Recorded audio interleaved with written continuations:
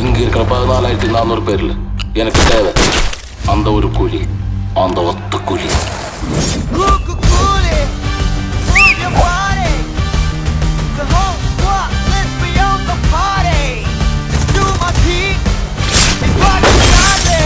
இந்த தேவா பத்தி தெரிஞ்சிருந்தோ என்கிட்டயே விளையாடி இருக்க. சந்தோஷமா இருக்கணும்னு ஆசைப்பட்டு வந்த உங்களுக்கு என்னால கொடுக்க முடிஞ்சதெல்லாம் வலியும் வேதனையும் தான்.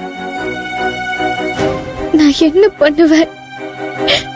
நான் எங்க போனாலும் எனக்கு முன்னாடி என் துரதிருஷ்டம் போய் நின்னுடுதே. எல்லாத்தையும் மறந்துட்டு மனசு நிம்மதியா இருக்கணும்னு இங்க வந்தோம். ஆனா இங்க வந்ததுக்கு அப்புறம் தான் அதிகமா நிம்மதியை கெட்டு போச்சு. இதுக்கு காரணம் நீங்க இல்ல, நான் தான். என் தலையெழுத்து. என்னால உங்களுக்கு எந்த நல்லதும் நடக்காது, எந்த சந்தோஷமும் கிடைக்காது. அதனாலதான் யாருக்குமே வராத பிரச்சனை எல்லாம் நம்ம எங்க போனாலும் நம்மள விரட்டிக்கிட்டே வருது. அதை எப்படி சரி பண்றதுன்னு எனக்கு தெரியலன்னு சின்னதா.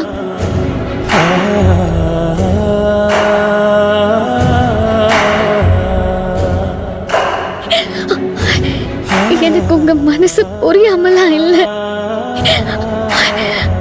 ஆனா நீங்க எனக்கு சொந்தமானவர் இல்லைன்னு என் காதுக்குள்ள ஒரு குரல் கேட்டுக்கிட்டே இருக்கு. உங்களை நான் உரிமை கொண்டாட முடியாது, உங்களையும் என்கிட்ட உரிமை கொண்டாட விட முடியாது. இந்த காலம் நமக்கு நடுவுல ஒரு வித்தியாசமான முடிச்சு போட்டு விட்டுருச்சு. அந்த முடிச்சு அவுக்கணுங்க சின்னதா.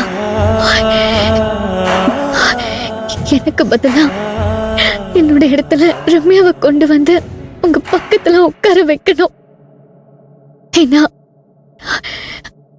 ரம்யா தான் உங்களுக்கு உரிமையானவங்க. தேர் திருவிழா முடிஞ்சு கோயில் சன்னதிக்குள்ள போன சாமி அதுக்கப்புறம் அந்த தேருக்கு சொந்தம் இல்ல. அதே மாதிரிதான் ரம்யாவோட மனசுக்குள்ள இருக்கிற நீங்க எனக்கு சொந்தம் இல்லைன்னு சின்னதா.